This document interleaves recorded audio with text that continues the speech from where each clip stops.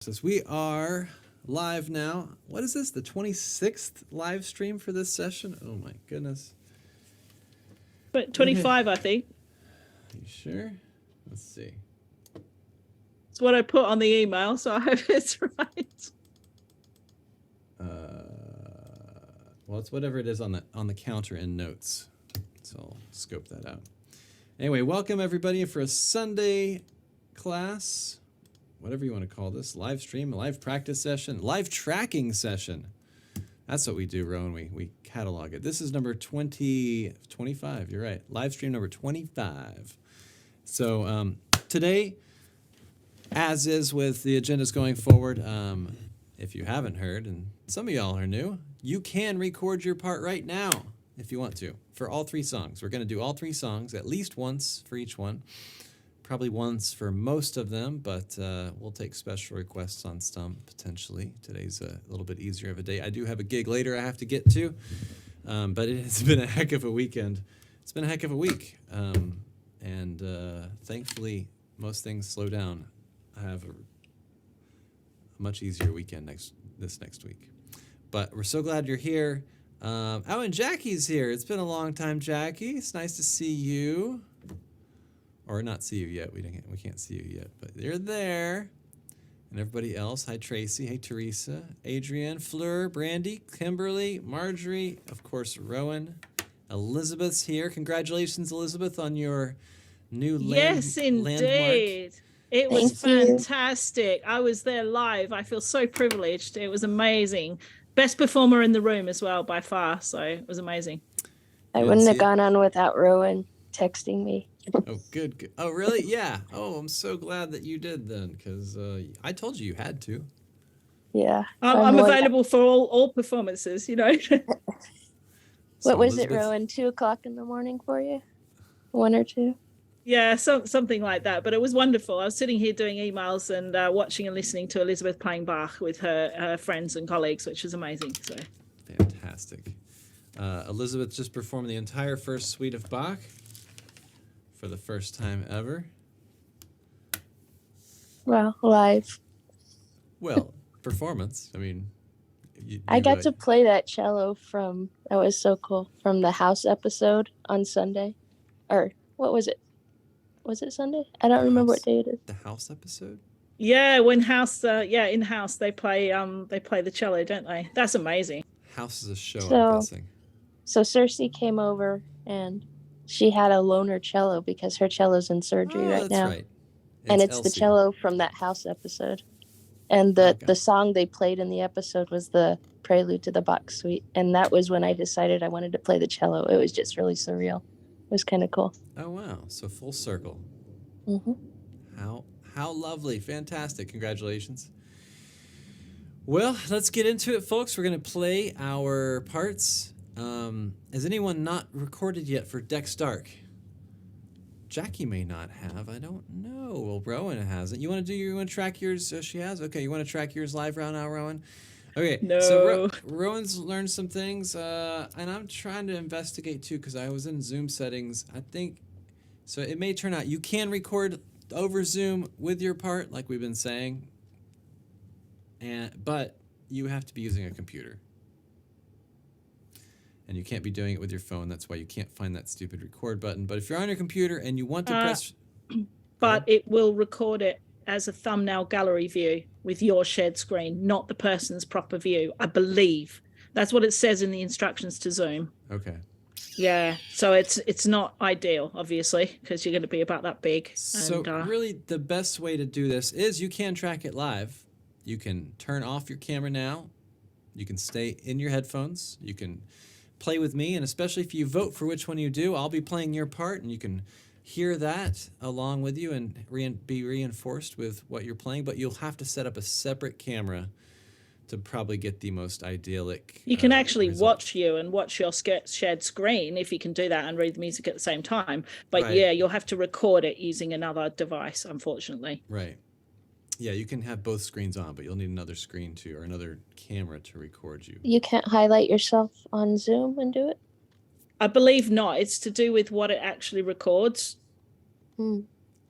I mean, prove me wrong. Please prove me wrong. It would be Yeah, fantastic if you could do. It'd be somebody, but if somebody can test that, that'd be great. Pin yourself and see if that will work to say what your image is saved as. Another thing that would work, at least for Mac people, is you could pin yourself and then do a QuickTime screen movie. Yep, you could do that too. And that will be a very big file typically, but that's totally valid too if you want to. And you can go on the web and find out, I think, how to compress the file. Yeah, and send it out anyway. We can download it and compress it. So that's another option. It's all these techies, you know, like love it, and there's all these solutions. There's no real one way to do this, but that's what this always started as, was here's how can we get this done. So, you know, it's exciting. I mean, if you use the Zoom call to use as your backing track, then you still only need 2 devices. I think that's worth saying, because you'll listen to Zoom as if it's your backing track. And there's really nothing that's different to it other than tracking with your backing track. It's putting yourself in the moment. This is it, right now. Who's ready? You want to do it? Let's do it. Okay. So you get a camera set up, and let me just look at these settings real quick.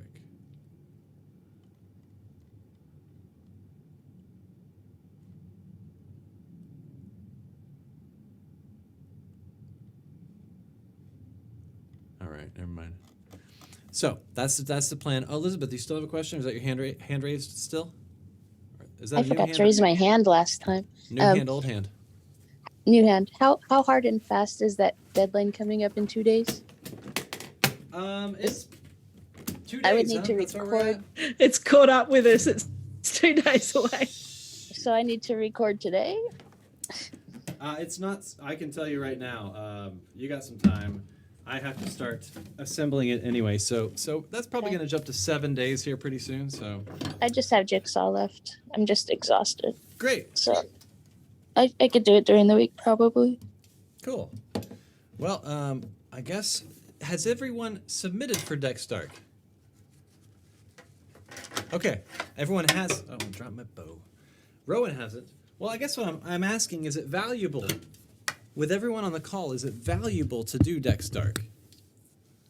Or should we just move on and just start with Pyramid and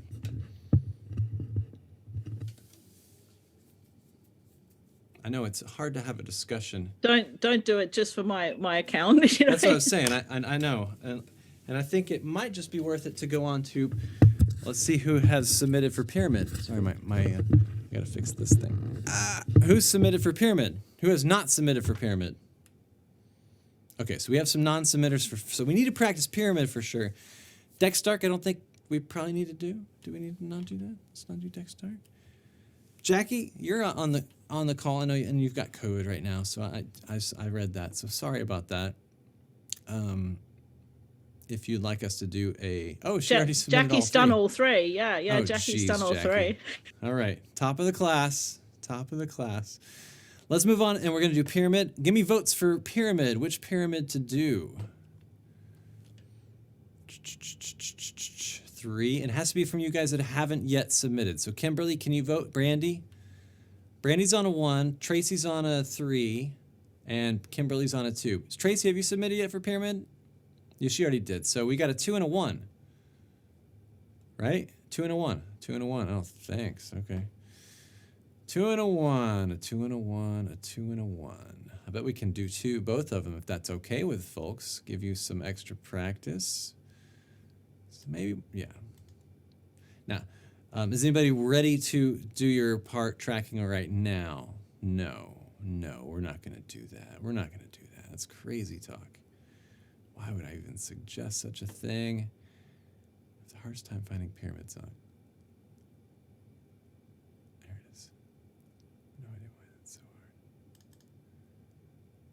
All right, I'm opening up the full mix of Pyramid song. We're going to start with 2, cello 2, Pyramid. Da, da, da, 2 7. Cello 2.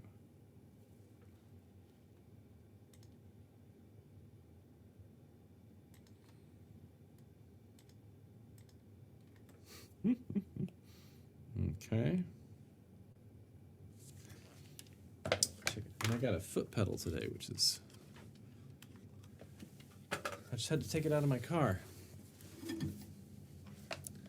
me get this music in front of me a bit better. Oh, and I should mention later on, we're going to be doing Can't Help Falling in Love. Can't Help Falling in Love. Popular song, made popular, most popular probably by Elvis. Been sung by a lot of people though. And the composer and songwriter for that is a guy named Weiss, or Weiss, W-E-I-S-S.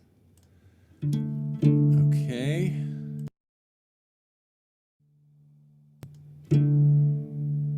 Cool. I'm ready to go. Pyramid Song, Cello 2 is about to happen. Let's do it together.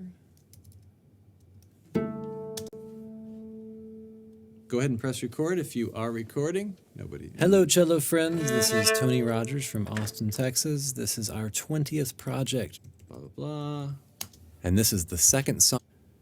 One official backing track. You are listening to the full mix. And this is new. What part are you playing? Can you please hold your fingers up to the camera? This is for you, Kimberly. All right, that's great. Let's put our bows down and put our hands together. We're going to do 3 claps together. Follow me. Here we go. 1, 2, 3, clap. 1, 2, 3, clap. 1, 2, 3, clap. Perfect. Okay. Here is a 441A.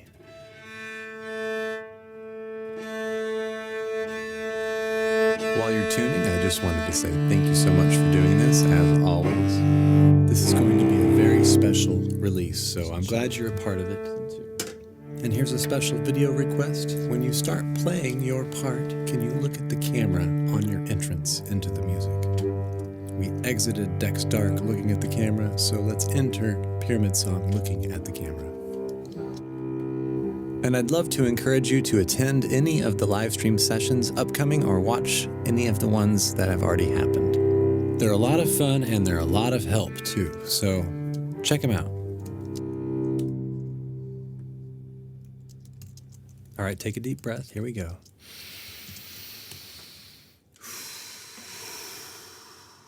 One, 2, 3, 4, 5, 6, 7, 8.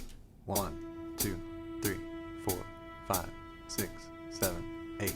1, 2, 3, 4, 5, 6, 7, 8. 1, 2, 3, 4, 5, 6, 7, 8. 1, 2, 3, 4, 5, 6, 7, 8. 1, 2, 3, 4, 5, 6, 7, 8. 1, 2, 3, 4, 5, 6, 7, 8. 1, 2, 3,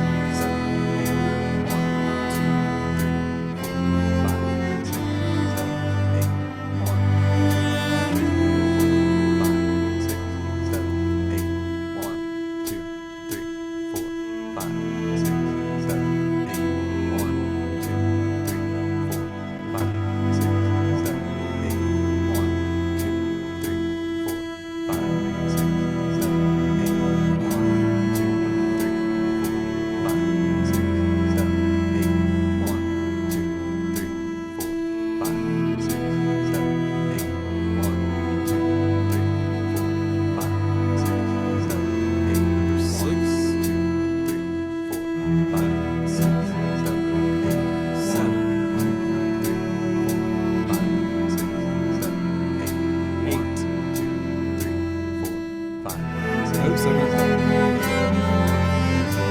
You're on. 8, 1, 2, 3, 4, 5, 6, 7, 8.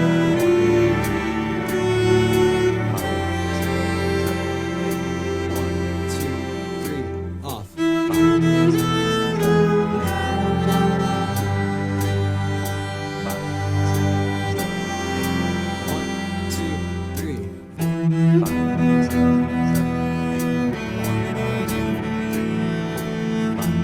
7, 8. 1, 2, 3, 4, 5, 6, 7, 8. 1, 2, 3, 4, 5, 6, 7, 8.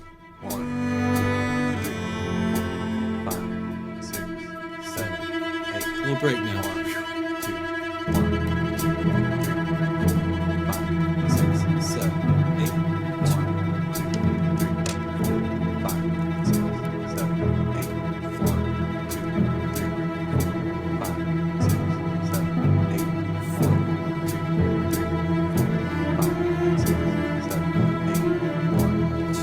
3, 4, 5, 6, 7, 8. 1, 2, 3, 4, 5, 6, 7, 8.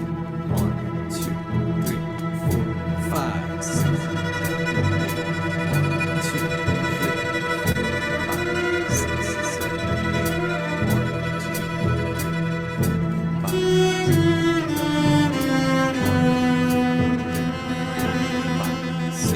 7, 8.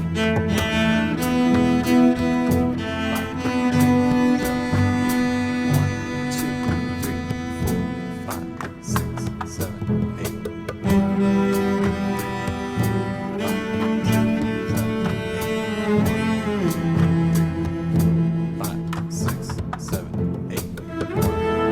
3, 4, 5, 62.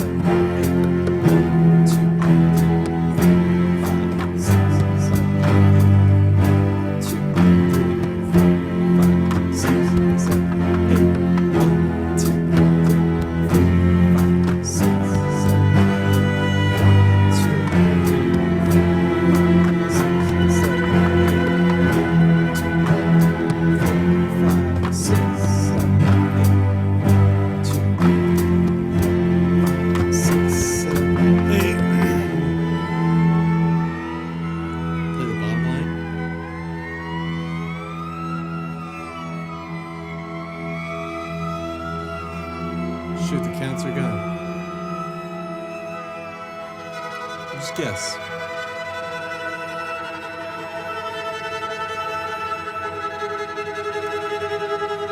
There's 8.